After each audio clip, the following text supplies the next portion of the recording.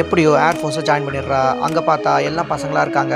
இவளுக்கு தனியா rest room கூட இருக்காது. இவளும் ஜென்ஸ் டாய்லெட் தான் யூஸ் பண்ண வேண்டிய சிச்சுவேஷன் ஆயிடுது. ஜென்ஸ் டாய்லெட்ட யூஸ் பண்ணிட்டு வெளில வந்தா எல்லாரும் அவள ஒரு மாரி பார்க்குறாங்க. அங்க இருக்க ஒரு ஐயர் ஆஃபீசர் இவள எப்பவுமே மட்டம் தட்டியே பேசிக்கிட்டு இருக்காரு. அங்க இவ மட்டும் தான் பொண்ணுன்றதால அங்க இருக்க யாருமே இவ கூட மிங்கிள் ஆக மாட்றாங்க.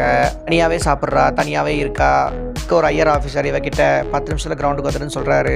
இந்த பொண்ணு ட்ரெஸ் மாத்தலாம்னு சொல்லிட்டு பார்த்தா இங்க இவளுக்கு தனியா ஒரு இடமே இல்ல. அதனால எல்லாரும் போன பிறகு இவ ட்ரெஸ் மாத்திட்டு போறதுக்குள்ள எல்லாரும் இவளை விட்டுட்டு போயிடுறாங்க. ஏன் லேட்டா வந்தானு அங்க இருந்த ஃப்ளையிங் கமாண்டர் திட்டுறாரு. உடனே இவ காண ஒரு இடத்த ரெடி பண்ணிக்கிட்டு நெக்ஸ்ட் டே கரெக்ட் டைமுக்கு போயிடுறா. 10 நிமிஷத்துக்கு முன்னாடி போயிட்டு அங்கே வெயிட் பண்ணிக்கிட்டு இருக்கா. அப்புறம் பறக்கிறதுக்கு யாருமே அங்கே ரெடியாக இல்லை. அதனால அங்கே இருக்க ஃப்ளையிங் கமாண்டரோ இவகிட்ட கேப்டன் உடம்பு சரியில்லை அப்படி இப்படின்னு நிறைய காரணம் சொல்லி பறக்க விடாமல் பண்ணுறாங்க. ஒரு நாளும் இதே மாதிரி போய்கிட்டே இருக்கு. அப்புறம் டாப் பர்ஃபார்மரா அங்கே இருக்க ஒருத்தன் 120 ஹவர்ஸ் பறந்துருக்கான்னு சொல்கிறாங்க. ஆனால் இந்த பொண்ணு வெறும் 10 மணி நேரம் தான் பறந்துருக்கா. அங்கே இருக்க ஆஃபீஸர் இவளை திட்டுறாங்க. நாளைக்கு அந்த ஐயர் ஆஃபீஸர் இவளை வந்து இங்கே இருக்கணுமா வேணாமான்னு சொல்லிட்டு முடிவு பண்ணுறேன்னு கூப்பிட்டு போகிறாரு. ஏர்ஃபோர்ஸில் மோசமான ஆஃபீஸர் இருக்கக்கூடாதுன்னு சொல்கிறாரு. இவளும் நான் ஒன்றும் மோசமான ஆஃபீஸர் இல்லைன்னு சொல்கிறா.